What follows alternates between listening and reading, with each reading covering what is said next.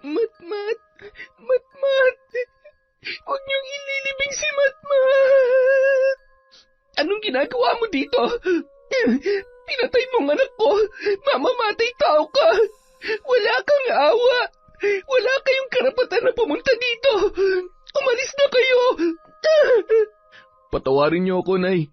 Pero bilang isang ama na nawalan at nagdadalamhati para sa pagkamatay ng aking anak, hindi ko maaaring palampasin ang kasalanan niya kahit na kapatid ko pa siya. Sana nga totoo na lang na siya talaga ang pumatay sa apo ko. Dahil mas matatanggap ko pa na itrato niyo na parang hayop at ikulong si Vivian. Tandaan mo, hindi ko makakalimutan ang araw na ito. Hanggang sa huling sandali ng buhay ko, poprotektahan ko ang anak ko at patutunayan ko sa iyo na hindi siya mamamatay tao. Bakit kailangan umabot sa ganito? Paano kung nagsasabi ng totoo si Vivian? Suset, pamilya ko sila! Taon 1996, Iloilo. Bandang 3:00 ng hapon, habang inaasikaso ni Ariel ang mga gamit sa panghuhuli ng isda, ay masaya namang nagmamasid ang nag-iisa nilang anak ni Suzette na si Matmat. Tatay, magpapalaot ka na po. Pwede po ba akong sumama? Anak, hindi pwede. Alam mo naman, bigla-bigla na lang umuulan at medyo maalon ngayon, no? Delikado. Pero tatay, magaling na po kaya akong lumangoy. Di ba po tinuruan niyo na ako tapos... Matmat, anak, kinukulit mo na naman ang tatay mo. Dito ka na lang at hindi naman ako mapapakali kung sasama ka sa kanya. Tsaka tingnan mo ang langit, oh. Medyo makulimlim na. Siguradong uulan ng malakas mamaya. Sige po, nanay. Basta sa susunod po kapag maganda ang panahon, gusto ko pong sumama kay tatay. Sige anak, pangako yan. Sa ngayon, dito ka na lang muna maglaro sa bahay, ha? Opo, tatay. Mag-iingat po kayo. Sana po marami kayong mahuling isda para po marami tayong ulam mamaya. Salamat, anak. Parang medyo maasim ka na. Naligo ka ba kanina? Opo, tatay. Paano hindi magiging maasim yan eh? Panay ang takbo sa initan kanina. Nakadalawang palit na nga yan ng damit kaya bukas tambak na naman ang labahin ko. O siya, hayaan mo na. Tutulungan na lamang kita maglaba bukas. Alis na ako. Siguradong gagabihin na ako ng uwi nito. Sige na, mag-iingat ka. Habang kumakaway si Ariel sa kanyang anak, nakaupo naman yun sa mahabang upuan at bahagyang nakasimangot. Oh, bakit ganyan ang itsura mo? Mamimiss ko po si tatay. Mamimiss ka dyan. Babalik din naman yun kaagad. Pwede po bang pumunta kina Lola? Mabuti pa matulog ka muna. Paggising mo, nandito ng tatay Ariel mo. Sinabi ko naman sa'yo na ayoko nagpupunta ka doon nang hindi mo ako kasama. O kaya ang tatay mo. Baka mamaya kung ano pa makita mo ron at matutunan mo. Tsaka ayoko rin na masyado kang maging malapit sa tita Vivian mo na may saltik. Nanay, mabait po kaya si Lola, lalo na po si tita Vivian. Inaalagaan niya po ako na maayos kapag nandun ako. Nakikipaglaro po siya sa akin at masayang-masaya po siya kapag nandun ako sa kanila. Ay, ang kulit-kulit mo naman. Matulog ka na. At saka walang tao dito. May pupuntahan saglit si nanay. May bibilhin ako sa sentro. E di, sasama na lang po ako sa inyo. Ay nako, hindi ka na naman nakikinig at hindi ka na naman marunong pagsabihan. Kapag hindi ka tumigil, mapapalo na talaga kita. Huwag na po kayong magalit, nanay. Sige po, matutulog na po ako. Ay, sorry kung napagtaasan ka ng boses ni nanay. Alam mo namang ayaw ko nang makulit at matigas ang ulo. Hindi ba? Sige na, matulog ka na. Habang nakahiga si Matmat, nagmamadali namang nagpalit ng damit si Suzette at nag-ayos ng kanyang sarili. Paulit-ulit pang tiningnan ang kanyang muka at damit sa harap ng salamin. Siniguro niya munang tulog na ang kanyang anak bago tuluyang umalis sa kanilang bahay.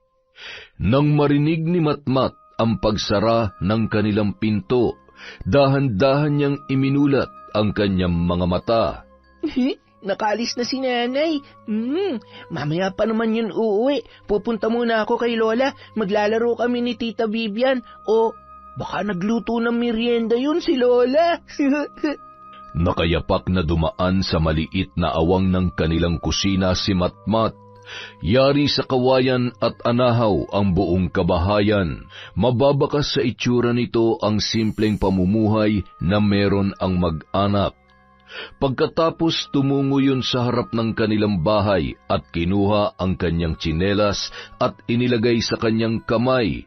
Pumapalakpak pa yun at bumuelo sabay takbo ng mabilis na animoy nakikipag-unahan. Hingal na dumating ang bata sa bahay ng kanyang lola. Ay naku apo, bakit ka tumatakbo? Pawis ka na naman. Nasaan ang tatay mo? Kasama mo ba? Wala po si tatay, Lola. Manghuhuli po ng isda. Si nanay po umalis, kaya dito na lang po muna ako. Ay siya, pumunta ka sa kusina at nagprito ko ng saging. Tapos tawagin mo ang tita mo sa kwarto at nagkukulong na naman. Umiiyak at nagwawala na naman kanina. Ay, baka po na naginip na naman ng halimaw. Teka lang po pupuntahan ko po muna siya. Agad na tumungo si Matmat sa pinto ng kwarto kung saan naroon ang kanyang tita Vivian at sumunod naman ang kanyang lola Beth. Tita, nandito po ako. Pwede niyo po ba akong sabayan magmerienda? Matmat? Nandiyan si Matmat. Biglang gumuhit ang magandang ngiti sa mukha ng dalaga at agad na binuksan ang kanyang pintuan at mahigpit na niyakap ang pamangkin. Agad naman niyaya yon ni Matmat sa kusina at sabay silang kumain ng merienda habang masayang nagtatawanan. Tita, pwede niyo po ba akong samahan maglaro? Masaya namang tumango si Vivian at nagmamadaling inubos ang pritong saging na natitira sa pinggan. Masaya naman si Lola Beth na pinagmamasdan ang kanyang dalagang anak at apo nung mga oras na yon. Maya-maya, lumabas na ang magtiya at naglakad-lakad sa harapan ng bahay. Huwag kayo masyadong lalayo, ha? Baka umulan. Takot ang tita mo sa kulog at kidlat. Opo, Lola. Tita Vivian, tayo na po. Punta po tayo dun sa may ilog. Maganda po dun. May bahay-bahayan po ron. Tara! Agad na tumakbo si Matmat at natataranta naman na sumunod si Vivian. Matmat, huwag mo akong iwan. May halimaw. Matmat, tigil. Matmat! Hahabulin pa sana niya ang kanyang pamangkin nang bigla namang kumulog at sinabayan pa yon ng sunod-sunod na pagkidlat. Huwag! Tulungan niyo ako! Umiiyak habang nagtatago sa isang malaking puno at tinatakpan ang kanyang muka gamit ang laylayan ng kanyang damit. Ilang minuto pa, tuluyan nang bumagsak ang malakas na ulan, kasabay ng panginginig sa takot ng dalaga. Nang tumila ang ulan ay unti-unti naman yung kumalma at nagpalinga-linga na tila ba may kung anong hinahanap. Napatigil siya nang may marinig na boses na tila ba nagtatalo nung mga oras na yon.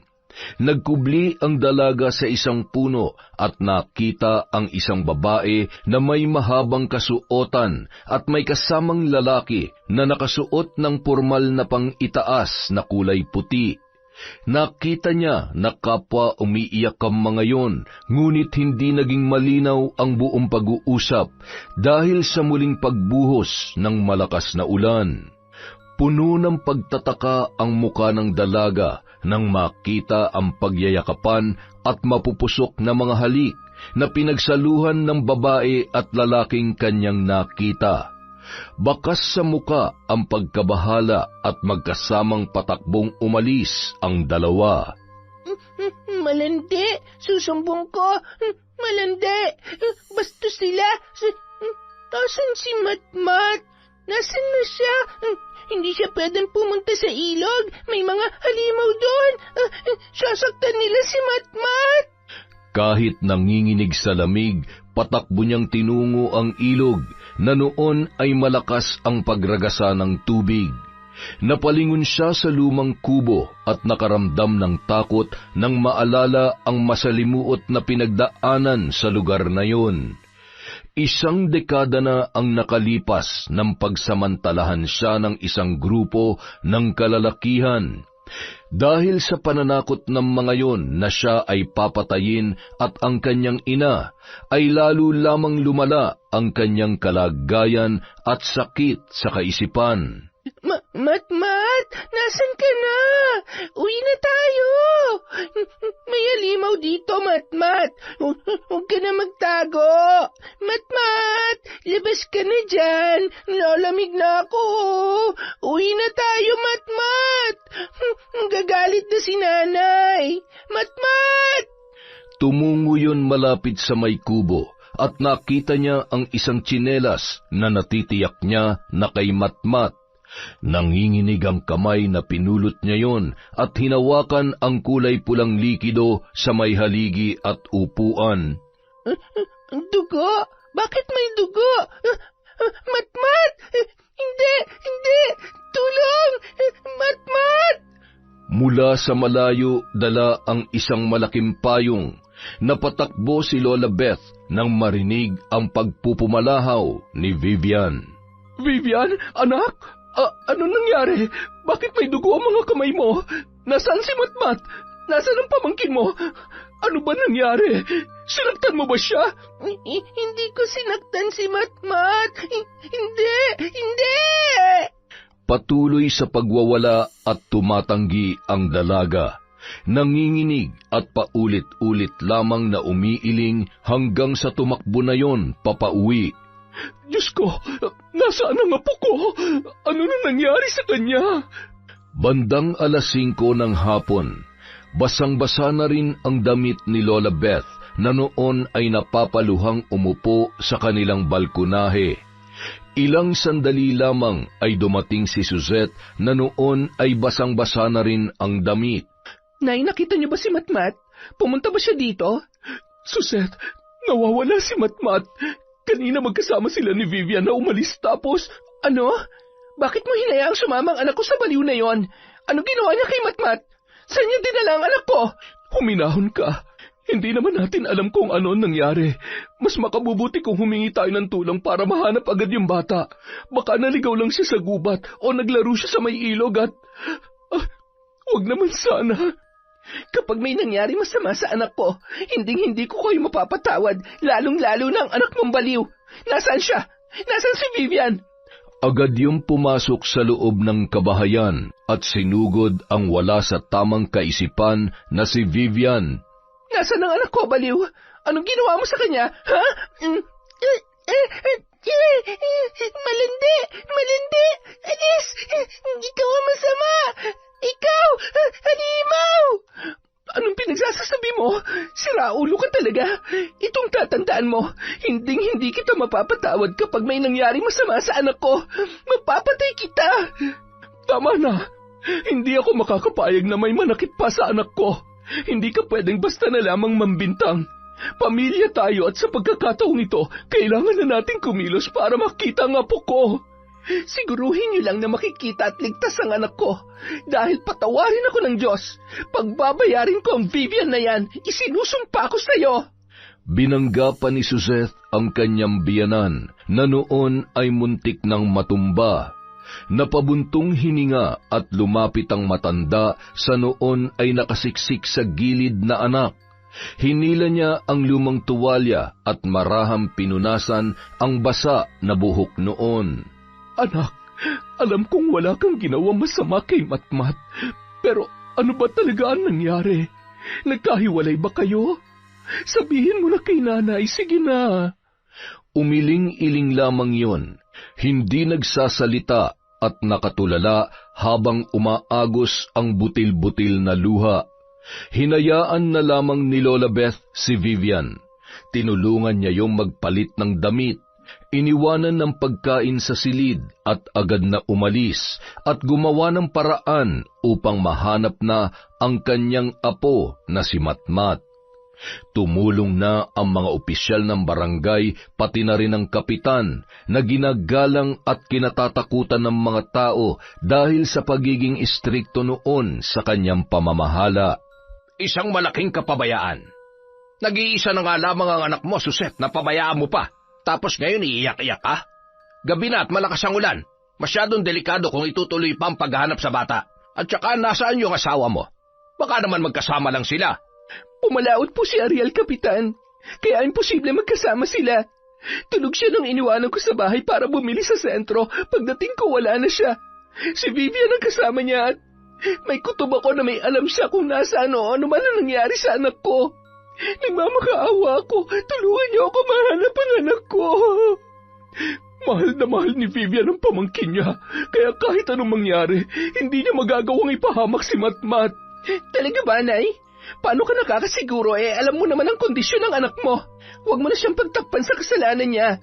Kahit sabihin niyo yan kay Ariel, hindi siya maniniwala. Habang naninikluhod si Suzette, ay dumating naman si Ariel, na noon ay gulat na gulat kung bakit maraming tao sa kanilang bahay. Ano pong nangyayari, Suzette? Mahal, si Matmat. Nawawala ang anak natin. Ano? Paano nawawala? Nang malaman ni Ariel ang nangyari, hindi na siya nagsayang pa ng oras para puntahan ang ilog at halughugin ang gubat. Napakalakas ng ulan noong mga oras na yon, gayon din ang kulog at kidlat, ngunit hindi yun iniinda ng mag-asawa. Gayon pa man, bigo pa rin silang mahanap ang bata. Matmat! Anak! Nasaan ka? Magkayakap at paunti-unti nang nawawalan ng pag-asa ang mag-asawa hanggang sa magpasya na lamang sila na umuwi sa kanilang bahay.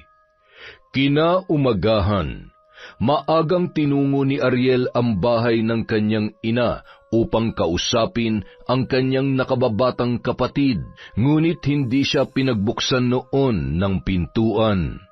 Anak, maniwala ka. Nakikita ko sa mga mata niya ang pag-aalala at takot para kay Matmat. Isa pa, alam mo na mahal niya yung bata. Anak kong ituring ni Vivian si Matmat, kaya imposible. Nay, naguguluhan na ako. Anak kong pinag-uusapan dito. Hanggang ngayon wala pa rin siya. Habang pumapatak ang oras, lumalaki ang posibilidad na may nangyari masama sa kanya, Nay. Kapag nag-imbestiga ang mga kapulisan, lalabas din ang katotohanan. At kung sakali man, patawarin ako ng Diyos, pero kailangan managot ni Vivian. Sige, mas mabuti pa magpaimbestiga ka nang lumabas ang katotohanan. Ngunit hindi ko hayaan na may manakit sa kapatid mo at mapahamak siya dahil sa isang maling akusasyon at walang sapat na batayan. Ilalaban ko sa paraan na alam ko ang kaligtasan ng kapatid mo. Bagay na hindi ko nagawa ng panahon na pinagsamantalahan siya ng mga demonyong hindi man lamang nakilala at napagbayad sa ginawa nila. Umalis ka na at alamin mo ng mas malinaw pa sa tubig ang katotohanan. Nagpatuloy ang paghahanap sa bata sa tulong ng mga nagmamalasakit na kabarangay at mga opisyal. Makalipas ang 2 linggo, may natagpo ang bangkay ng bata na hindi makilala. Dahil naagnas na ang laman at katawan noon, natagpuan niyong naipit sa batuhang bahagi ng ilog. Hindi na bago ang ganoong pangyayari, lalo na't maraming nabibiktima ang ilog sa tuwing rumaragasa ang ulan. Ngunit nanindigan si Suzette sa paniniwalang may kinalaman si Vivian sa pagkamatay ng kanyang anak. Nung araw ding yon, agad na inilibing ang bangkay.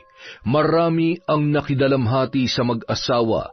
Habang tinatabunan ang kabaong ng bata, ay siya naman pagdating ni na Vivian at Lola Beth. Matmat! Huwag niyo inilibing si Matmat! Anong ginagawa mo dito? Pinatay mo ang anak ko. Mamamatay tao ka.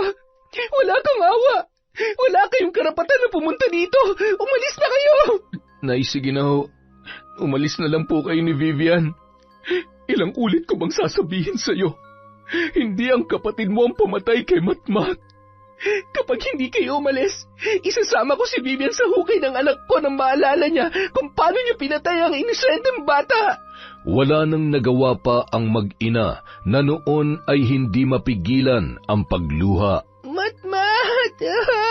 Nanay, hindi iiwan si Matmat! Halika na, anak. Huwag ka mag-alala. Babalik na lang tayo dito, ha? Para makapagpaalam tayo sa kanya. Tumahan ka na. Samantala, Matmat, anak ko. Mahal na mahal ka ni nanay. Mahal na mahal kita, Matmat. Kayo lahat na nandito, huwag niyong hayaang malapitan ng sino man sa mga anak niyo ng mamamatay na babae na yon. Huwag niyong hayaan na danasin niyo ang sakit na nararamdaman ko. Ang sakit na mawala ng anak. nang sumunod na araw, suot ang kulay itim na bestida, kinuha ni Suseth ang isang malaking payong at naglakad papunta sa pinaglibingan ng kanyang anak. Malayo pa ay nabitawan niya ang kanyang payong nang makita ang isang babae na hinuhukay ang bangkay ni Matmat. Agad siyang tumakbo at sinugod yon. Demonyo ka talaga! Hindi mo ba talaga tatantanan ang anak ko? Patahimikin mo na siya at ikaw pagbabayaran mo to. Gagawin ko lahat para managot ka sa lahat ng kasamaang ginawa mo. Hindi totoo yan! Hindi totoo! Hindi totoo! Hindi mo maamin sa sarili mo na mamamatay tao ka, na pinatay mo ang anak ko. Pwes paulit-ulit ko yung ipapaalala sa'yo. Nagtatakbo papalayo si Vivian at nang makarating siya sa kanilang bahay ay agad yung nagtungo sa kanyang silid at humagulhol. Diyos ko, ano nangyari sa'yo, anak? Saan ka ba nagpunta? Bakit ang dami mong putik at basang-basa ka? Hindi ko pinatay si Matmat. Hindi po, nanay. Shh! Alam ko, anak. Mas makabubuti kung dito ka na lamang muna sa bahay. Mainit ka sa mata ng mga taga rito hanggat hindi natin natutukoy kung sino ang totoong pumatay sa pamangkin mo. Hindi ka ligtas. Ikaw ang sisisihin nila dahil sa Suseth na yon. Pilit kong inuunawa na nasaktan siya sa pagkawala ng kanyang anak. Ngunit hindi ko maintindihan kung bakit ipinagpipilitan niyang pinatay mo si Matmat. Hindi man lamang ba sumagi sa isip niya na posibleng nalunod yung bata? Hindi nalunod si Matmat. May dugo sa upuan na hawakan ko, Nay. Hindi nalunod si Matmat. Sugat siya. Hindi ko siya pinatay, Nanay. Hindi. Sa kabilang banda, nanginginig ang kamay sa lamig at galit habang hawak ang tasa na may lamang mainit na tubig na iniabot ni Ariel sa kanyang asawa. Mahal, ako nang humihingi ng tawad sa nagawa ng kapatid ko sa anak natin. Naiintindihan ko kung ano man ang magiging desisyon mo. Kung gusto mong panagutin si Vivian sa ginawa niya kay Matmat, gusto kong malaman mo na ramdam ko kung gaano kasakit. Mahal na mahal kong anak natin. Nagsisisi ako na hindi ko siya isinama nung araw na yun. Sana buhay pa siya. Sana kasama pa rin natin siya ngayon. Pero huwag ka mag-alala. Magkasama nating harapin to. Magiging panatag lamang ang kalooban ko. Kung matitiyak ko na wala na magiging biktima pang kapatid mo. Kung wala nang magulang na magdadalamhati sa pagkamatay ng kanilang anak. Naiintindihan kita, mahal. Kung yan ang gusto mo at ikapapanatag ng loob mo, susuportahan kita basta ipangako mo lang sa akin na lalaban ka. Malalampasan natin to. Kailangan mong kumain at matulog. Nawalan ako ng anak. Hindi ko nakakayanin na mawalan pa ng asawa. Kinaumagahan, sa pilitang kinuha si Vivian ng mga opisyal ng barangay kasama ang iba pang mga kalalakihan sa baryong yun. Hindi niyo pwedeng gawin sa kanya to. Wala siyang kasalanan. Parang awa niyo na, maawa naman kayo sa kalagayan niya. Inosenteng anak ko. Pasensya na, pero bilang kapitan ng baryong ito, obligasyon ko na protektahan ang mga naninirahan dito, lalo na ang kapakanan ng mga bata. Magulang ka rin, kaya dapat naiintindihan mo kung bakit kailangan nating gawin to. Pasalamat ka at anumang oras ay matadalaw mo ang anak mo at hindi na ipapaabot ang kasong ito sa panlalawigan. Sige na, ikulong na ang babaeng yan at siguruhing hindi makakatakas. Umiiyak at nanikluhod si Lola Beth sa harap ng kanilang kapitan. Nakikiusap po ako. Hayaan niyo na lamang siya magkulong sa silid niya kesa naman ilayo niyo siya sa akin. Ginagawa ko lamang kung anong nararapat para sa nakararami. Sige na, dakpin at ikulong niyo na ang babaeng yan. Sandali lang, maawa na kayo sa anak ko. Vivian, anak ka. Nay, tulong, nanay. Kahit anong pagpupumiglas ay wala nang nagawa pa ang matandang babae para sa kanyang pinakamamahal na anak. Ariel, talaga bang hahayaan mo na lamang na gawin nila yan sa kapatid mo? Patawarin niyo ako, Nay. Pero bilang isang ama na nawalan at nagdadalamhati para sa pagkamatay ng anak niya, hindi ko mapapalampas ang kasalanan ni Vivian, kahit kapatid ko pa siya. Sana nga'y totoo na lang na siya talaga ang pumatay sa apo ko. Dahil mas matatanggap ko pa na itrato niyo na parang hayop at ikulong si Vivian. Tandaan mo, hindi ko makakalimutan ang araw na ito. Hanggang sa huling sandali ng buhay ko, poprotektahan ko ang anak ko at patutunayan ko sa iyo na hindi siya mamamatay tao. Hindi niyo kami madadala sa kadramahan at pagpapaawa niyo. Halika na, Ariel. Pagbabayaran niyo lahat ng ito. Magsisisi kayong lahat. Vivian, anak ko. Nang gabi ring yun, nagtungo si Lola Beth sa lugar kung saan nakakulong ang kanyang anak. Isang makipot na silid na may kalawanging rehas. Nakagapos ang mga kamay at paa. Nakita niya rin ang mga sugat sa katawan dahil sa ginawa ng mga tao sa dalaga nung sapilitan niyong hinuli. Nay, ilabas niyo ako dito. Ayaw ko dito, Nay. Madilim. Tatakot po ako, Nanay. Konting tiis lang, anak ko. Gagawa ng paraan si Nanay. Gagawin kong lahat para makalabas ka rito at lilinisin ko ang pangalan mo. Hindi ako titigil hanggat hindi natin napagbabayad ang totoong salarin sa lahat ng ito. Pinapangako ko yan, anak. Umusog ka dito kay Nanay. Kailangan mong kumain at magpalakas. Tatagan mo ang loob mo, ha? Mahal na mahal ka ni Nanay, anak ko. Matapos pakainin yon, pinahiran niya ng basang tela ang muka ni Vivian na noon ay maraming galos at patuloy pa rin ang pagpatak ng butil-butil na luha. Mababakas ang takot na nararamdaman ng dalaga noong mga oras na yun.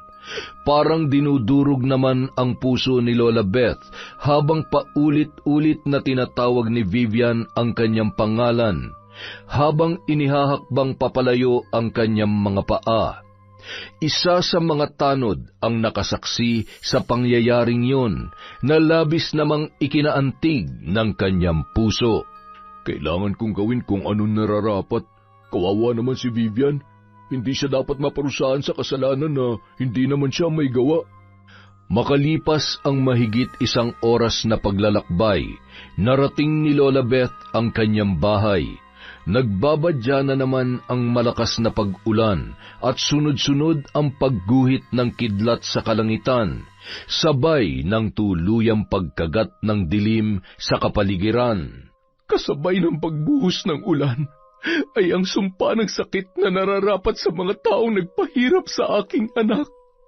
Ipaparanas ko sa inyo ang puot at sakit na nararamdaman ko ngayon.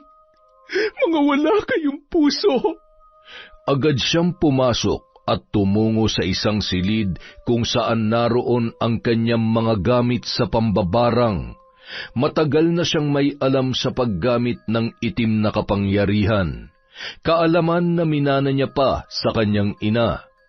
Muli niyang sinubukang gamitin yon para ipaghiganti ang kanyang asawa sa lalaking nakaaway noon, dahilan din upang maaga siyang nabiyuda at pinalaki na mag-isa ang kanyang mga anak na sina Ariel at Vivian.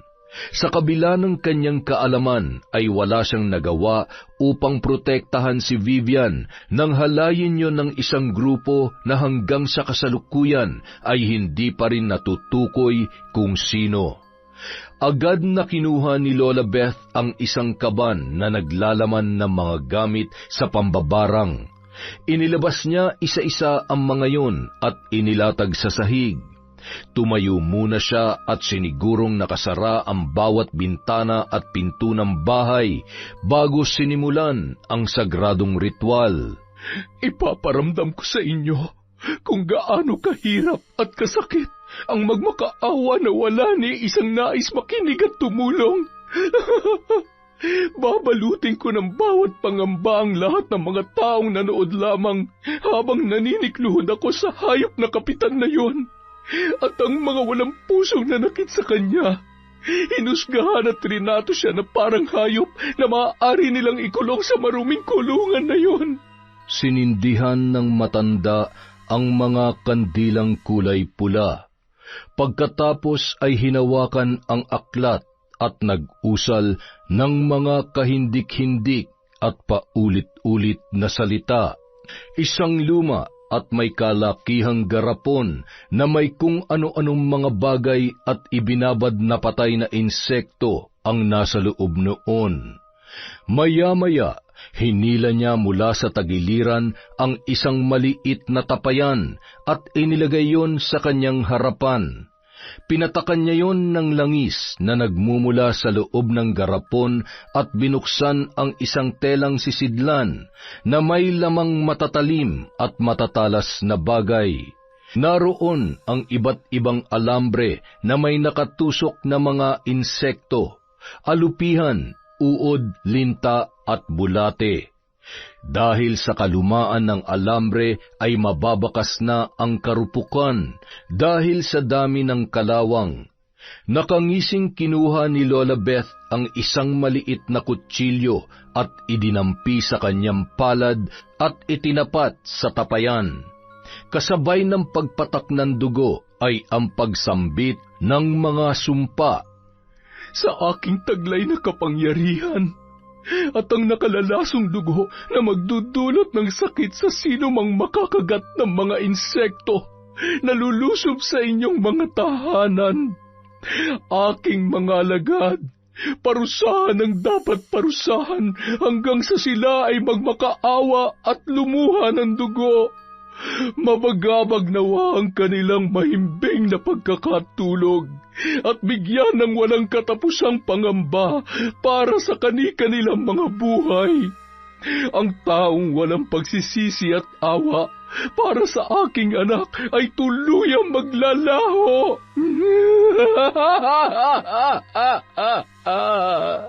Matapos bitawan ang mga katagang yun, nagsigalawan ang iba't ibang buhay sa loob ng tapayan, gumapang palabas at hinayaang dumapo sa iba't ibang parte ng kanyang katawan.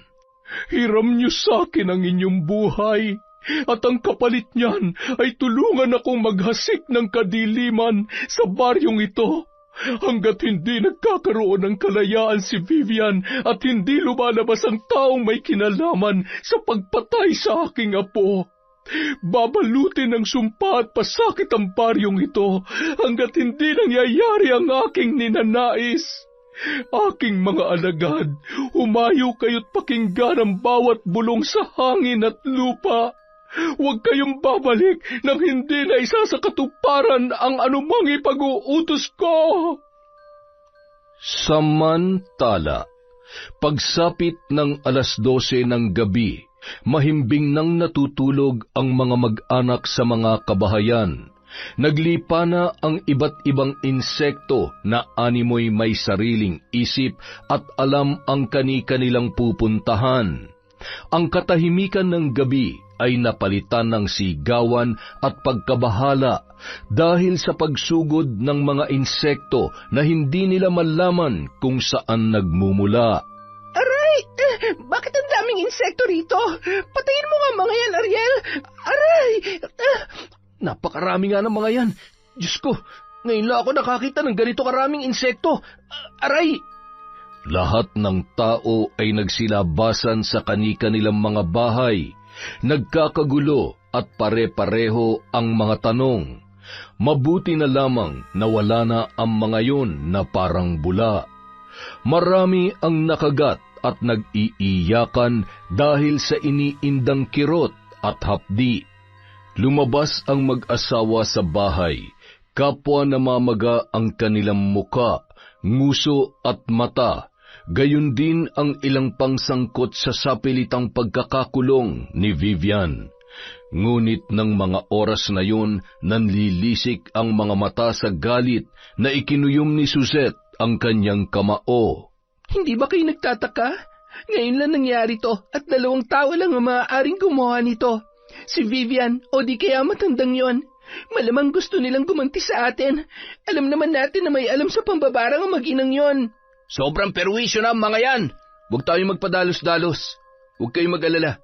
Bukas na bukas din kakausapin ko sila at aalamin ko kung may kinalaman sila sa nangyayari. Sisiguruhin ko na hindi na mauulit pa to. Sinasabi mo lang yan dahil nanay at kapatid mo ang punot dulo ng mga ito. Tingnan mo nga nangyari sa atin. Paano kung may mas malala pa silang gawin sa atin? Kailangan na nilang lisanin ang lugar na ito o di kaya sunugin na lamang sila ng buhay. Masyado na bang kayo marahas kung mag-isip? Mga tao sila at may buhay din. Pare-pareho tayong may karapatang mabuhay dito sa mundo. Pag-isipan niyo ang bawat salitang inyong binibitiwan, ang inyong mga ginagawa. Bago kayo magturo ng kung sino, siguruhin ninyo na malilinis kayo, aba, at walang bahid ng pagkakasala dahil sa inyo rin babalik ang lahat ng ginagawa ninyo. Napatigil ang lahat sa sinabi ng isang matandang albularyo. Nag-abot na lamang yon ng panlunas sa mga taong nakagat. Marami ang napaisip nung mga sandaling yon. Napansin din kasi nila na ang kinagat ng mga insekto ay ang mga taong nakikisawsaw sa problema ng mag-asawa at mga nakisali sa pagdakip kay Vivian. Butit nakinig ka sa akin. Hayaan mo sila dyan. Wala naman tayo mapapala kung makikisali tayo sa gulo nila. Tsaka, duda talaga ako sa nangyayari, ha? Ayaw ko lang magsalita at mahirap na. Kilala ko yan si Suzette mula pa noon. Kaya posibleng gumagawa lang din siya ng gimmick para hindi siya masisi sa pagkamatay ng anak niya. Ay, matulog na nga tayo, darling. Ituloy na natin yung ginagawa natin kanina. Kinaumagahan, kalat pa rin sa buong baryo ang mga pangyayari. Agad namang pumunta si Ariel sa bahay ng kanyang ina, ngunit saradong-sarado yon, kaya inakala niya na wala doon ang matanda. Sunod niyang pinuntahan si Vivian sa kulungan. Nadatnan niya yon na natutulog. Nung mga oras na yon, nakaramdam siya ng awa, ngunit nang maalala niya ang kanyang anak, ay napapailing na lamang siya. Dahan-dahang minulat ni Vivian ang kanyang mga mata at gumuhit ang ngiti nang makita ang kanyang nakatatandang kapatid. Kuya, ano nangyari sa mukha mo? Ang pangit mo na, kuya. Ay, pwede ba sagutin mo na lang ang itatanong ko sa iyo, Vivian? Nahihirapan at naguguluhan na ako sa mga nangyayari. Huwag kang magalit sa akin, kuya. Tulungan mo ako. Ayaw ko dito. Gusto ko nang umuwi. Nakita ko siya. May kasama siyang lalaki sa gubat. Tapos... Hindi ko alam na pupunta ka rin pala dito. Ano na naman bang sinasabi ng baliw na yan? Wala tayong mapapala kahit ilang beses pa natin siyang kausapin dahil malamang wala siya sa katinoan at lalong hindi siya aamin sa mga kasalanan niya. Kulot! Pangit! Malandi siya, kuya! Malandi! Sinungaling ka! Sinungaling! Kuya, gusto ko na kasama si nanay. Sinasaktan nila ako dito. Tulungan mo ako, kuya. Uwi na ako. Vivian, makakaalis ka lang dito kung sasabihin mo sa akin ang totoo. Yung kagabi, yung mga insekto na sumugod sa mga kabahayan, may kinalaman ka ba doon? Umiling lamang ang dalaga at nagpatuloy sa pagpupumalahaw. Umalis na tayo dito. Nagsasayang lang tayo ng oras. Ipagpasa Diyos na lang natin ang lahat. Pasasaan ba't sa kanila lang din babalik lahat ng ginagawa nilang kasamaan? Habang naglalakad sina Ariel at Suzette pauwi sa kanilang bahay, hinawakan ni Ariel ang kamay ng kanyang asawa. Ayos ka lang ba? Pinuntahan mo ba talaga si Vivian o may iba ka panlakad? Oo, prayer meeting. Alam mo naman, yun lang ang nagpapagaan ng kalooban ko. Sobrang bigat at sakit ng pagkawala ni Matmat. Malaking bagay ang pagdarasal para kahit paano gumaan ang pakiramdam ko. Ay, huwag ka na mag-alala. Malalampasan din natin ang lahat ng to. Gawin mong lahat na makakatulong sa'yo kaysa magmukmok ka lang dun sa bahay. Habang naglalakad ang mag-asawa, bigla silang napatigil nang marinig ang mga hiyaw mula sa kabahayan na animoy may iniindang sakit. Kasabay nun ay napahawak rin sila sa kanilang tiyan. Ang sakit! Sobrang sakit din ng tiyan ko. Ang nanay mo, sigurado, hindi niya tayo titigilan. Wala si nanay sa bahay. Sigurado nagtatago siya ngayon kung sakaling nagsasagawa nga siya ng ritual para pahirapan ng ilang tao sa baryong ito.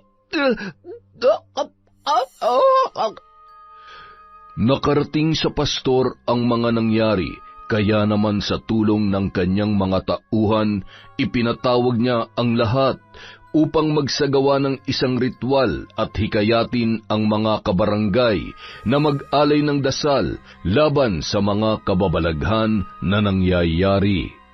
Agad namang pumunta ang mga tao sa paniniwalang mapapagaling sila sa pamamagitan ng panalangin at haplos ng kanilang tinitingalang pastor. Hipuin nawa ng kagalingan ng lahat ng naparito at nananampalataya sa Diyos. Ipagkaloob ang kagalingan at maibsan ang sakit na inyong nararamdaman. Naniniwala ba kayo na kayo ay gagaling? Na ako'y sugo ng Diyos na magliligtas sa inyo at papawi sa sakit na dulot ng kadiliman? Opo, mahal naming pastor. Paulit-ulit na winiwika at isinisigaw ng mga tao ang mga katagang yun. Samantala, mula sa di kalayuan ay nakatanaw si Lola Beth habang nakatalukbong ng itim na tela. Mga taong nuknukan ng uto-uto para sambahin ang isang nagbabalat kayong demonyo. Nakikita ko sa kanyang mga kilos at galaw ng kanyang mga mata ang pagpapanggap. Ang tibok ng kanyang puso, nalulunod sa kasinungalingan. Kahit patawagin niyo lahat ng santo, hindi maiibsan ang sakit na inyong nararamdaman hanggat hindi ko binabawi ang aking sumpa. Tumingala ang matanda sa kalangitan, kasabay ng pagbulong sa hangin. Biglang dumilim ang buong paligid at gumuhit ang kidlat na sinasabayan pa ng kahindik-hindik na kulog na yumayanig sa kalupaan. Tumama ang kidlat malapit sa lugar kung saan nag-iipon-ipon ang mga tao. Nagtakbuhan ang mga yon na animoy hinahabol ng isang malaking kapahamakan at kamatayan. Sige, magsitakbuhan kayo. Nakakatuwang pagmasdan ang inyong mga laman ay nanginginig sa takot. Mga mahihinang nilalang. Samantala, sa gitna ng kaguluhan ay bigla na lamang nawala sa paningin ni Ariel ang kanyang asawa na si Suzette. Kailangan ko ng kumilos. Kailangan na mabura mag-inang yon sa buhay natin. Suzette, kalayaan natin na nakasalalay dito. Kung pareho silang may alam sa paggamit ng itim na mahika, kaya nilang manipulahin ang sitwasyon. Ayaw kong makulong at walang pwede makaalam sa ugnayan natin dalawa. Isa pa, papatayin ako ni tatay. Anong gusto mong gawin ko? Patayin ko sila? Hindi ko kayang gawin yon. Malakas ang kutob ko na may alam si Vivian tungkol sa atin. Kung magkasama sila ni Matmat nung araw na namatay siya, hindi imposible na nakita tayo ni Vivian. Kaya nga kailangan na nating kumilos. Oh, Eto ang pera. Humanap ka ng mga taong matibay ang loob na kayang sunugin ang buhay si Vivian. Hindi siya maaaring magsalita laban sa atin. Ano? Hindi ba't sobra naman yon? Wala naman siguro maniniwala at makikinig sa isang baliw, kaya hindi natin kailangang pumatay. Mamili ka. Mamamatay ang baliw na yon o ibubulgar niya ang sekreto natin. Hindi pwedeng magkaroon ng nikatiting na paghihinala ang mga tao sa atin. Ay, isa pa, kasalanan mo to eh. Masyado kang pabaya. Ay, sige na, ako nang kikilos at mukhang hindi rin kaya ng kokote mo. Umalis ka na, baka may makakita pa sa atin. Ilang sandali pa, nilapitan ni Suzette ang kanyang asawa na noon ay nagpapalinga-linga. Saan ka ba nanggaling? Kay Pastor, nagpasalamat lang ako sa lahat ng tulong niya sa akin. Tara na, umuwi na tayo. Kinagabihan. Sino ka? Anong gagawin mo sa akin? Huwag kang maingay. Huwag kang mag-alala, hindi kita sasaktan. Kailangan mo makaalis dito, kung hindi, papanayin ka nila. Dadaling kita sa nanay mo. Sandali lang, ha? Masyado mahigpit ang magkakatali. Ayan, tara na, dito tayo dumaan. Patakbo silang dumaan sa likod ng mga kabahayan sa sentro at sumuot sa gubat pauwi sa bahay ni na Vivian. Nay, nandito na ako. Nanay, buksan mo tong pinto. Vivian? Ang anak ko, paanong? Mahigpit niyang niyakap ang kanyang pinakamamahal na anak at nagmamadali silang pumasok sa loob ng bahay. Aalis na ho ako. Hindi na ho ligtas ang lugar na ino sa inyo. Kung kinakailangan niyong umalis, magtago sa bundok, gawin po ninyo. Hindi ho sila titigil hanggat hindi nila kayo napapatahimik. Anong alam mo? Alam mo ba kung sino may pakana ng lahat ng ito? Hindi ko po nakita kung sino sa kanilang dalawa mismong nakapatay sa bata, pero si Suzette at si Pastor po ang nakita ko sa... Mga mambabarang! Lumabas kayo dyan kung ayaw ninyo masunog ang bahay ninyo! Nariyan na sila at posibleng marami pang susunod dito. Dito na ho tayo sa likod dumaan. Tutulungan ko po kayo makatawid sa kabilang baryo.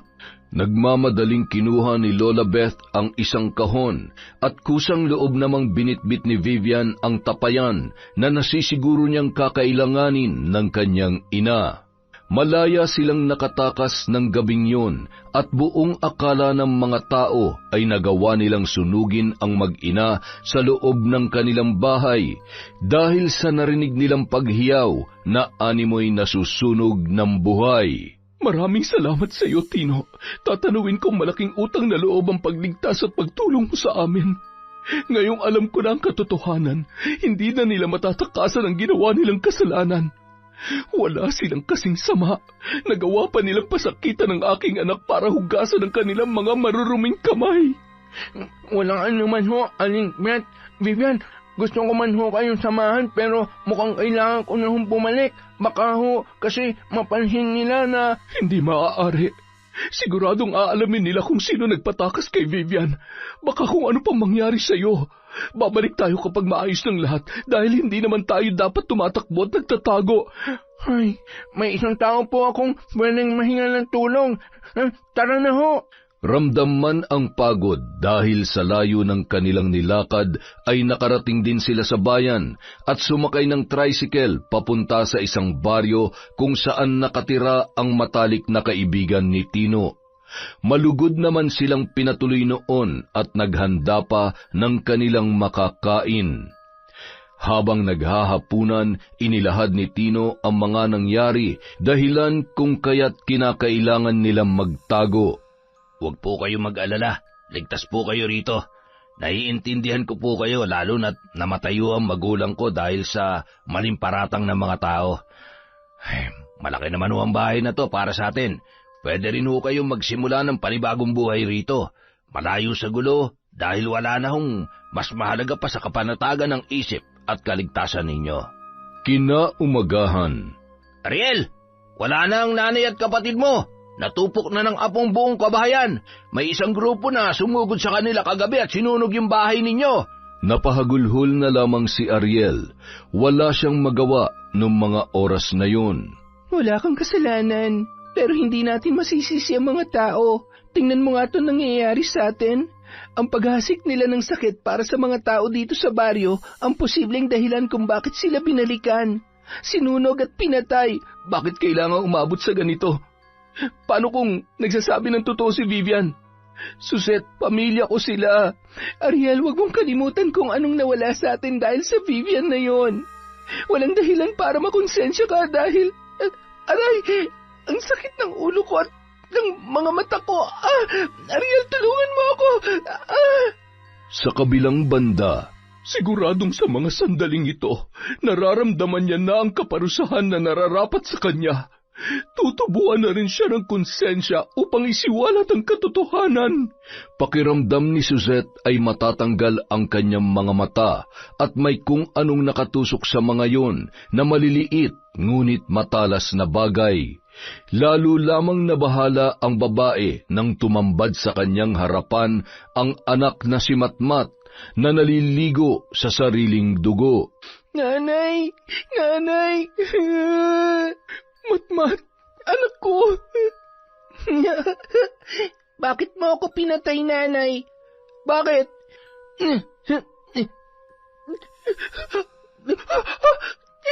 Hindi totoo yan, Matmat. Anak! Mahal, ano nangyayari sa'yo? Suzette, kumalma ka. Hindi ko na kaya. Diyan ka lang, huwag mo ako sasundan. Kailangan ko nang ayusin ang lahat ng ito. Papatayin niya ako. Suzette, ano ba nangyayari? Ha? Nung araw ding yon, natagpuan na lamang ni Suzette ang kanyang sarili sa police station upang magbigay ng statement. Pinatay ko siya. Pinatay ko ang sarili kong anak. Nagulat si Ariel nang malaman niya ang ginawa ng kanyang asawa, kaya naman nagmamadali niyang pinuntahan yon sa kulungan. Totoo ba? Totoo ba na ikaw ang pumatay sa kanya? Suzette, anong kasalanan ng bata? Paano mo nagawa yun? Pinaglaruan mo ko, pati ang mga taong nasa paligid mo para lang pagtakpan ng kasalanan mo. Hindi kita mapapatawad. Umalis ka na. Iwanan mo na ako. Napasuntok na lamang sa rehas na bakal si Ariel ng mga oras na yon bago tuluyang umalis. Alam ko na kapag nalaman mong lahat-lahat, hindi mo ako mapapatawad. Makalipas ang ilang oras, dumating naman ang pastor upang kausapin si Suzette. Ano ka ba naman? Bakit ka sumuko sa mga pulis? Umayos ka ha? Wag na wag mo akong idadamay kung hindi malilintikan ka sa akin. Total inako mo na rin naman. Panindigan mo na lang yan. Talaga bang sa kabila ng lahat wala ka pa rin ibang iniisip kundi ang sarili mo? Hindi ka man lang ba talaga nakukonsensya? Masyado mo lang pinapalala ang sitwasyon. Tapos na to eh. Wala na yung mga salot na pwede magpahamak sa atin tapos malalaman ko na...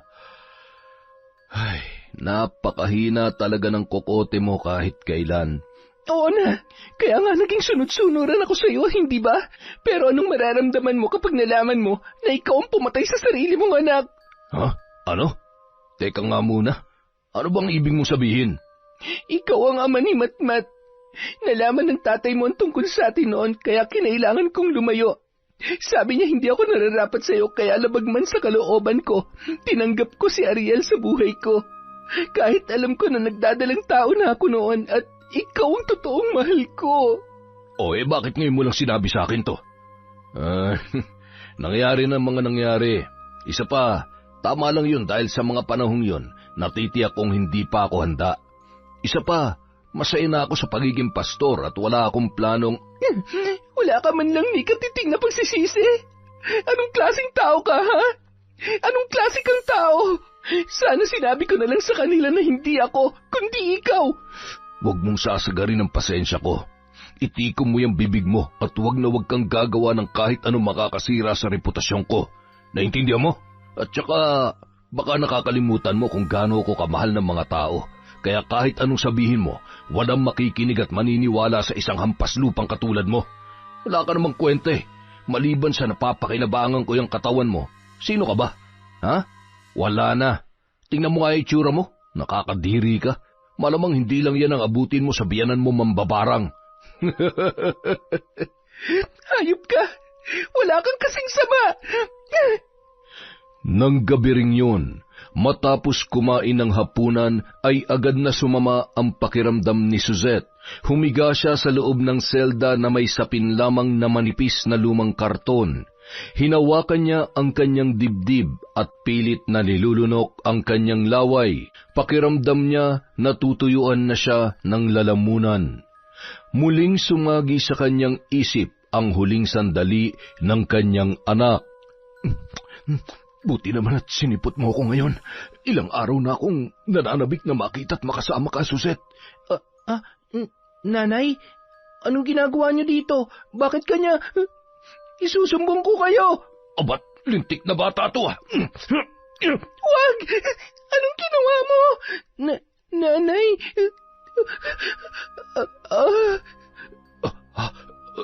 Hindi ko sinasadya. Anong gagawin natin? Hindi pwede may makakita at makaalam sa pangyayaring ito. Kailangan natin siya itapon sa ilog, kung hindi siguradong pareho tayo mabubulok sa kulungan. Nung mga oras na yun, hindi na napigilan pa ni Suzette ang pag-agos ng luha mula sa kanyang mga mata, hanggang sa napahawak yun sa kanyang leeg na tila ba sinasakal at kasunod ay ang pagbula ng kanyang bibig. Isang lalaki ang noon ay nagmamasid habang nakangisi. Siguradong dadagdagan ni boss ang bayad sa akin. Ayos! Kinaumagahan, batid na ng mga tao ang malungkot na sinapit ni Suzette sa loob ng kulungan. Naku, nakakaawa kung iisipin pero karma niya na yon sa pagpatay sa anak niya. Kawawa tuloy si Aling Beth at si Vivian na siya pang napagdiskitahan ng galit ng mga tao. Ayun tuloy, siyempre nagalit yung matanda kaya natural lang na gagamitin niya yung kapangyarihan niya para makapaghiganti sa, alam mo na. Ay, kawawa naman si Ariel. Matapos mailibing ang bangkay ni Suzette ay agad namang dinalaw ni Pastor ang nagluluksang si Ariel. Tibayan mo ang iyong pananampalataya. Huwag ka magpapatalo sa bigat ng iyong mga pinagdaraanan. Maraming salamat ho, lalong-lalo na sa tulong niyo sa pagpapalibing sa asawa ko. Patawarin mo siya sa kanyang mga nagawang kasalanan upang makamtan niya ang kapayapaan kung nasaan man siya ngayon. Makalipas ang 1 linggo, bumalik ang mag-inang sina Vivian at Lola Beth. Tumungo yun sa bahay ng kanyang anak na si Ariel at naroon ang karamihan habang ipinagdarasal ang kaluluwa ng namayapang si Suzette. Bakit parang gulat na gulat kayong lahat? Dahil ba sa pagkakaalam niyo ay patay na kami mag-ina? Nay, Vivian, patawarin niyo ako. Masaya ako na makita kayo at makasama kayo ulit ng naiintindihan ko. Dahil sino nga ba naman ang hindi mapapapaniwala na magaling mong asawa? Isa pa, ganun naman talaga. Di hamak na mas madaling manghusga kesa unahing alamin ang katotohanan. Ngunit ang nakakalungkot, hindi pa rin matatapos ang karahasan sa baryong ito hanggat may nagtatagong demonyo sa kanyang maskara. Kaya nandito ako para balaan kayong lahat na ang kinikilala niyong butihing pastor ay isang... Anong sinasabi mo? Tigilan mong paggawa ng kwentong matanda ka. Ako? Gumagawa ng kwento? Karapatan ng lahat ng mga narito na malaman ang katotohanan. Bakit hindi mo aminin sa lahat kung anong ginawa mo kay Matmat? Hindi ba't ikaw naman talagang pumatay sa kanya? At si Suzette ang siyang umako sa lahat ng kahayupan mo. Napakatabil ng dila mo. Tumahimik ka. Isa kang alagad ng dilim. Nakikita niyo? Yan ang totoong pastor na sinasamba ninyo. Ano? Hindi ko magagawa yan dahil akong totoong tatay niya. Hindi ko magagawang patayin ang sarili kong anak. Kami ang totoong nagmamahalan ni Suzette. Aksidente ang nangyari. Aksidenteng nahulog si Matmat sa ilog at wala kami nagawa para iligtas siya. Napakasinungaling mo. Nung mga oras na yon, dumampot ang mga tao ng kahit anong bagay at pinagbabato ang pastor na noon ay kumaripas ng takbo. Nagmamadali yung pumasok sa kanilang bahay at kinuha ang kanyang baril at mga armas na maaari niyang gamitin upang iligtas ang kanyang sarili at takasan ang kanyang kasalanan. Nagtago yun at naghintay ng pagkakataon para balikan si Lola Beth at si Vivian na noon ay pansamantalang nanunuluyan sa bahay ni Ariel. Sinira nilang reputasyon ko na kay tagal kong iningatan. Mananagot sila sa akin. Tatabasin ko muna ang dila nyo bago ko tuluyang lisanin ang baryong ito. Kapag nakarating kay tatay ang nangyari, siguradong mapapatay niya ako. 12:00 ng gabi, hindi pa rin makatulog si Ariel. Nilapitan yun ng kanyang ina at hinawakan ang kanyang kamay. Nay, paano niyo ho ako nagawang patawarin sa kabila ng lahat ng mga maling desisyon na nagawa ko? Napahamak kayo ng dahil sa akin, lalong-lalo na si Vivian. Obligasyon kong protektahan kayo pero ako pa tong... Ang tanga-tanga ko para mabulag sa katotohanan. Hanggang kailan mo sisisihin ang sarili mo? Tama na. Alam ko na nagawa mo lamang yun dahil alam ko naman kung gaano mo kamahal si Matmat at ang asawa mo. Nakakalungkot lang kung isipin na sa loob ng maraming taon, nagmahal at nag-aruga ako ng isang batang buong akala ko, dugo at laman ko. Hindi ko alam kung anong ginawa kong kasalanan para pagdaanan ko to. Minahal niya ba talaga ako, Nay? Yan ang tanong na hindi ko masasagot, anak. Tungkol naman sa pagpapakatatay mo kay Matmat. Nagsisisi ka ba? Umiling si Ariel at mahigpit na yumakap sa kanyang ina. Mahal na mahal ko siya, Nay. Kung totoo mang hindi ko siya anak, sa puso't isipan ko, mula nung araw na isinilang ang batang yun, anak ko siya at mananatiling ako ang kanyang ama. Minahal natin siya bilang kadugo at parte ng ating pamilya. Tsaka, wala siyang kinalaman sa kasalanan at kasinungalingan ni Susette at ng lalaking yon. Nakakadurog ng puso na nagawa siyang pagkaita ng buhay ng mga taong dapat ay pumoprotekta sa kanya. Habang nag-uusap ang dalawa, bigla silang napabalikwas nang marinig ang isang malakas na putok ng baril na nagmumula sa labas ng kanilang bahay. Buksan niyo ang pintong ito kung ayaw niyong paulanan ko kayo ng bala! Ang lakas talaga ng loob niya para bumalik pa rito. Ang kapal ng pagmumuka. Nay, dito lang kayo. Ako nang bahala sa kanya. Hindi ako natatakot sa kanya. Hawak ang itak, binuksan ni Ariel ang pinto, habang si Lola Beth naman ay nakayapos sa kanyang anak na noon ay nasa isang silid. Isang malakas na putok, kasabay ng malakas na hiyaw ang kanilang narinig. Nanay, sino yun? Bakit may putok? Huwag ka maingay. Huwag ka matakot. Nandito lang ako at hindi ka niya masasaktan. Akma pa lamang tatayo si Lola Beth nang tumambad sa kanilang harapan ang isang lalaki na noon ay humahalakhak. Masyado palang mahina si Ariel.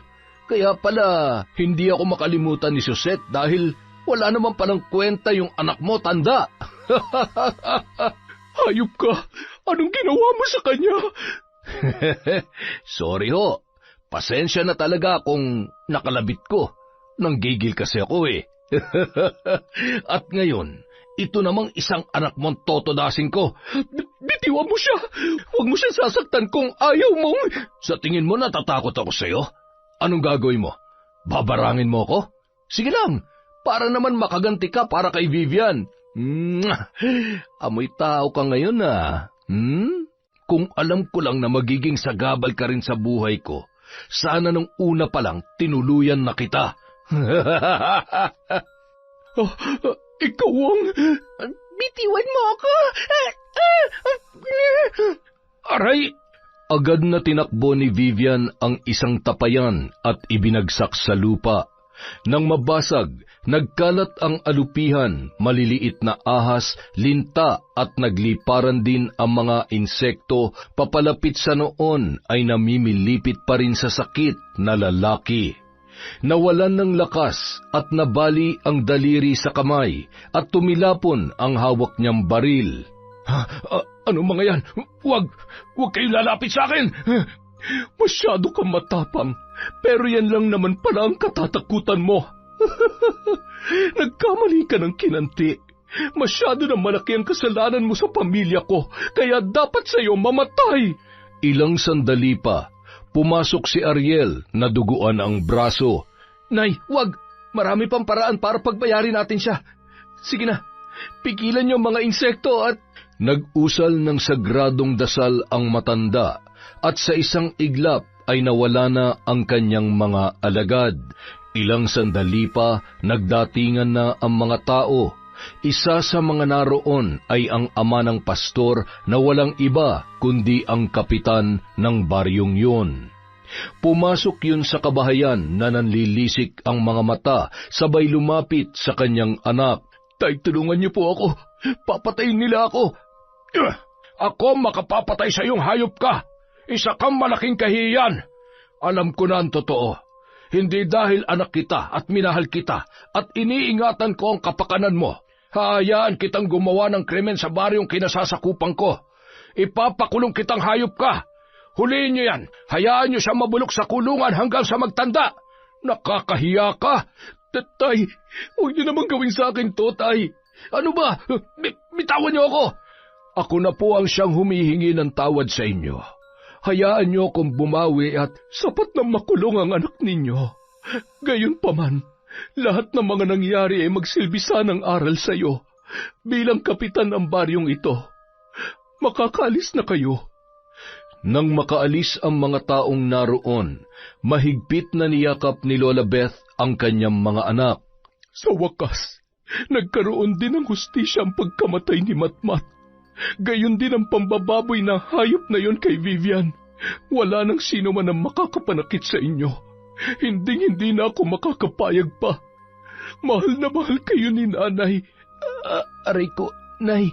Ay, may sugat ka nga pala. Kailangan mo madala sa ospital at baka maubusan ka ng dugo. Wala ho to, Nay. Daplis lang naman po to. Salamat po dahil tama na yan. Wala kang dapat ipagpasalamat dahil kahit sinong ina, gagawin ang ginawa ko. Sa wakas ay tunay na magkakaroon na ng kapayapaan ang baryong ito dahil wala na ang totoong salot. Natitiyak ko na maliban kay Vivian at Suzette, marami pa siya na biktima na walang kakayahang manindigan at magsalita. Samantala, hawak ng isang bata ang lapis at isang lumang kwaderno. Wala yung tigil sa pagguhit ng mga muka at isang ilog na may kubo. Nilapitan yon ng isang matanda at hinimas ang kanyang likod. Napakagaling mo palang gumuhit, iho. Teka, kilala mo ba yung mga ginuguhit mo? Lagi ko po silang nakikita sa panaginip ko pero hindi ko po matandaan kung sino sila, Lolo. Itong ilog at bahay, kasama rin ba to sa lugar na lagi mong napapanaginipan? Opo. Ay, sa palagay ko, isa sa mga araw na ito ay maaalala mo na rin ang kanilang mga pangalan. At kapag nangyari yon, pwede na tayong lumapit sa mga opisyal ng barangay at otoridad para sila ay mahanap. Ay, kawawa naman ang batang ito. Sana'y gumaling na siya. Siguradong hinahanap na rin siya ng kanyang mga magulang. Akmasa ng tatayo ang matandang lalaki nang biglang napahawak sa ulo ang bata. Ang sakit! Aray ko! Nung mga oras na yun, unti-unting nanumbalik ang lahat sa kanyang alaala. Ayoko! Sasaktan niya ako, Lolo! Kailangan ko si Tatay! Dali niyo po ako kay Tatay ko! Naalala mo na ang lahat? Diyos ko mahabagin! Huwag ka nang umiyak! Bukas na bukas din, luluwas tayo! Posibleng dahil sa malakas na ulan ay tinangay ka ng tubig papunta sa lukluk na baryong ito. Magkikita na ulit kayo ng tatay mo. Hahanapin natin siya, ha? Mahigpit na yumakap ang bata habang humahagulhol. Ramdam ng matanda ang takot at pangungulila noon para sa kanyang totoong mga magulang. Kung ano man ang totoong nangyari sa kanyang nakaraan, sana'y maging maayos ang kahihinatnan sa oras na makabalik siya sa pamilya niya. Napakabata niya pa para sapitin ang ganitong uri ng sitwasyon. Isang araw. Tao po! Tao po! Dito po ba ang bahay ni Ariel? Oo. Dito nga. Ako ang nanay niya. May nakuha ho kasi kaming report mula sa Karatig Lalawigan.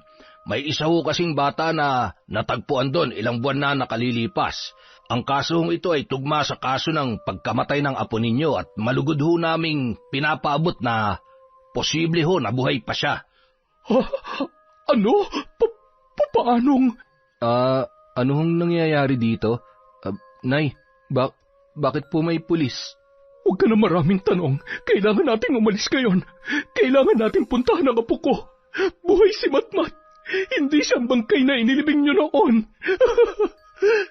Kasama ang kapulisan, tinungo nila ang nasabing lugar kung saan naroon ang bata. Masyadong malayo ang bahay na to sa sentro, pero buti na lang ho talaga may mabuting tao na kumupkup sa kanya. Mula sa kalayuan ay natanaw ng matandang lalaki ang mga taong paparating. Hindi niya maiwasang malungkot kapag naiisip niya na kailangan ng bumalik ng bata sa totoo niyang pamilya. Umiiyak po kayo?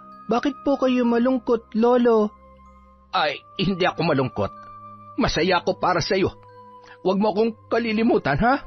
Kapag may pagkakataon at kahit binata ka na, dadalawin mo ako rito.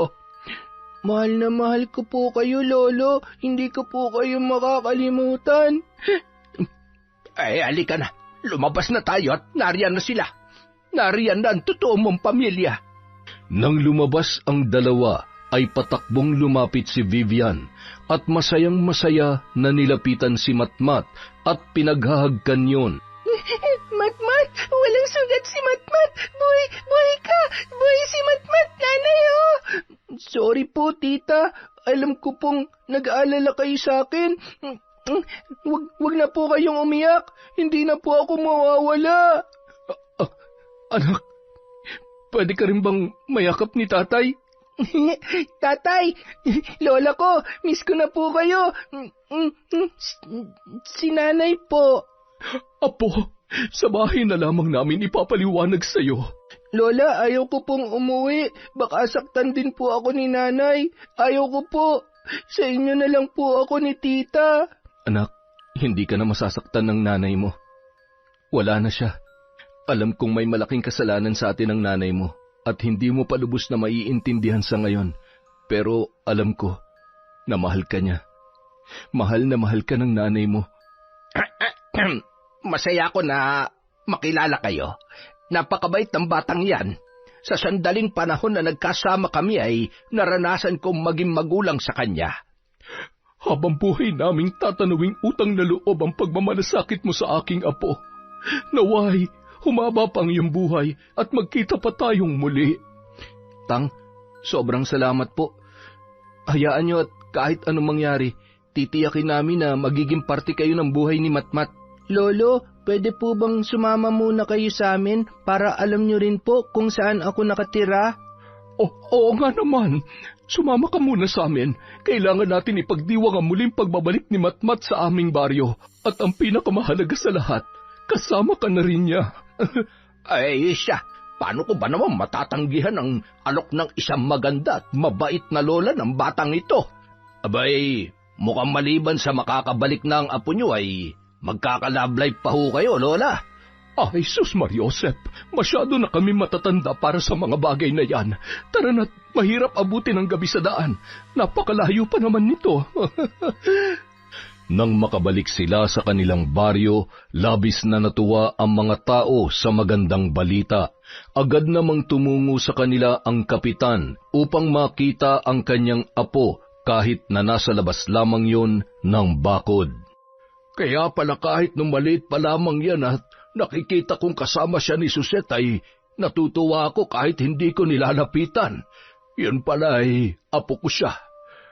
Ay, sayang lang at mukhang hindi na magkakaroon ng pagkakataon na makasama niya ang aking anak. Masaya na siya sa kanyang kinikilalang pamilya. Agad na ring umalis yun matapos mag-iwan sa labas ng iba't ibang pagkain at prutas. Ilang sandali matapos umalis si Kapitan, natanaw ni Matmat ang isang basket at kinuha niya yun. Wow, ang daming pagkain. San kaya galing to? Matmat, dito ka lang ha. At tita, tingnan niyo po.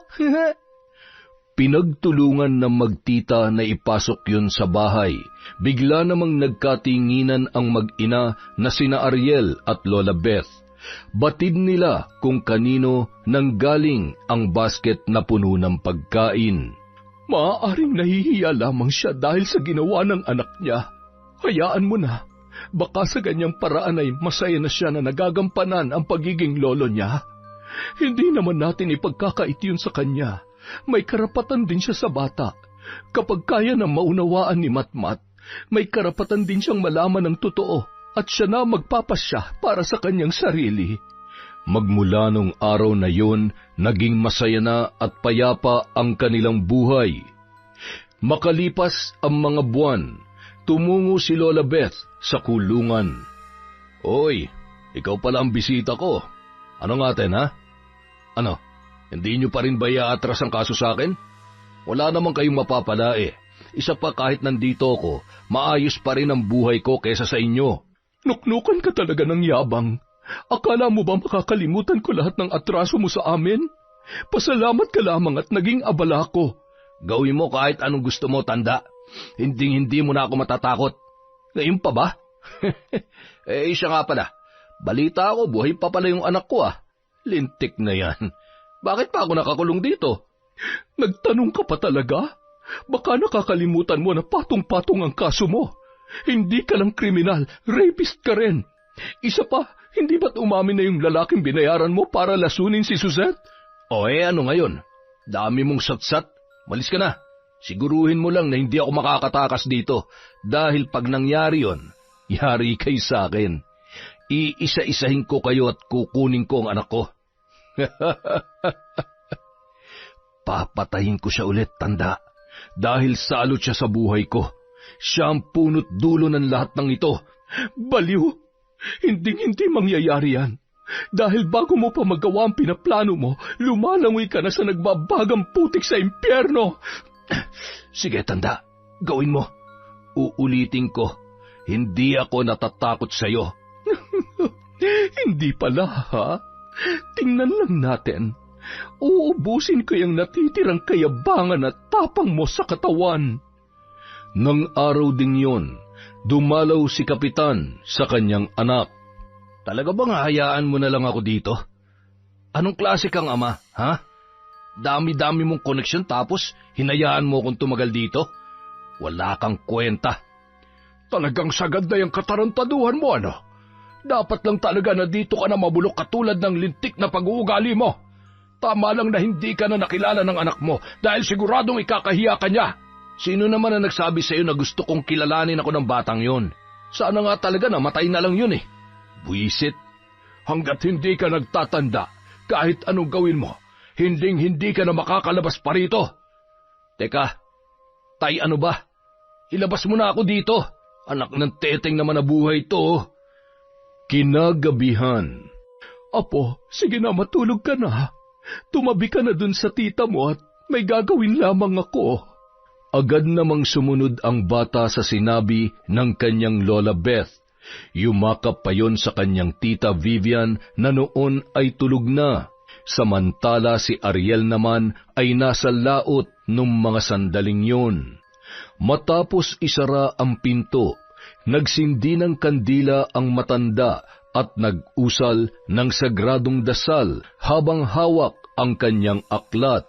Ilang sandali pa, naglitawan ang ilang insekto at bulati sa sahig. Dinampot yon ni Lola Beth at ibinulong kung ano ang dapat nilang gawin.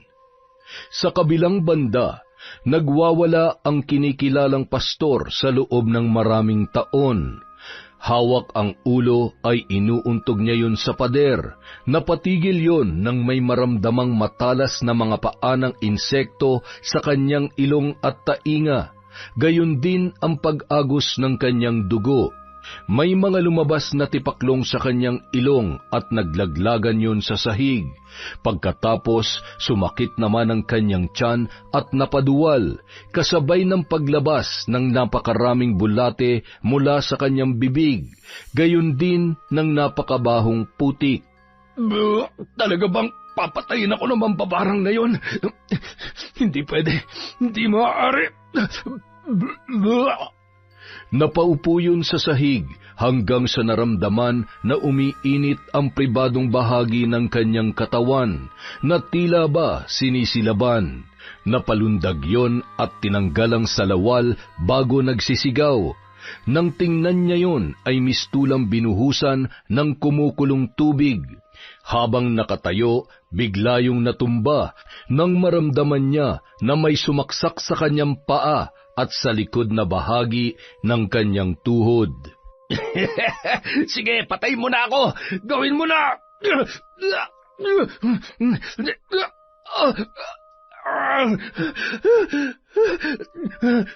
Tatlong gabi pa ang lumipas. Nagpaulit-ulit lang ang pangyayaring yon. Hanggang sa isang tanghali habang kumakain gamit ang tinidor, kinitil noon ang sarili niyang buhay. Natagpuan na lamang siya na may nakatarak na tinidor sa kanyang lalamunan at wala ng buhay. Makalipas ang ilang taon, tuluyan nang nakalimot ang mga tao sa masalimuot na pangyayari sa baryong yon. Natuwa naman sila dahil nagsimula ng manggamot si Lola Beth. Hindi niya na ginamit ang kanyang kaalaman sa pambabarang upang tuluyang makapagsimulang muli at mabigyan ng sapat na atensyon si Vivian at ang kanyang apo habang abala sa pagtatrabaho ang kanyang anak na si Ariel. Isang araw. Tatay, saan po tayo pupunta? Anak, di ba sabi mo, napatawad mo na si nanay? Opo. Sigurado matutuwa siya kapag sinabi mo mismo sa kanya na pinapatawad mo na siya. Kaya mo bang gawin yon? Kasi kung hindi, uuwi na lang muna tayo. Okay lang po, tatay. Ang totoo po, namimiss ko na po siya. Tama po kayo, mahal na mahal din naman po ako ni nanay. Siguro po nagkamali lang siya. Hindi niya naman po ako sinaktan. Sa inyo lang po siya may kasalanan, tay, kasi... Oh, huwag mo nang isipin yun. Aaminin ko nagalit ako sa nanay mo pero matagal ko na siya napatawad. Basta ang mahalaga kay tatay ngayon, magkasama tayo. Mahal na mahal kita, anak, ha. O yan, dyan nakalibing ang nanay mo. Nanay, bati na po tayo. Hindi na po ako nagtatampo. Miss na po kita, Nay. Siya nga po pala, lagi na po akong sinasama ni tatay sa laot palagi. Magaling na po ako manghuli ng isda. Huwag po kayo malungkot, ha. Hindi po ako galit. Habang nakaupo ang mag-ama, biglang bumuhos ang malakas na ulan. Sabi ko na nga ba uulan eh. Tatay, naaalala niyo po ba dati, kapag umuulan, naghahabulan tayo sa labas ng bahay? Napangiti na lamang si Ariel habang nakatingin sa mata ng kanyang anak. Masaya siya na may magandang ala-ala pa rin na naiwan si Suzette sa kanyang pinakamamahal na anak na si Matmat. Yon! Pasensya na po kayo ngayon mga ka-Enteng, naglilipat lang po ng bahay si Enteng. Medyo magulo at maraming inaasikaso. Pero babawi po tayo sa mga susunod na videos natin. Love po kayo ni Enteng. Maraming salamat po ulit mula sa Kwentong Enteng.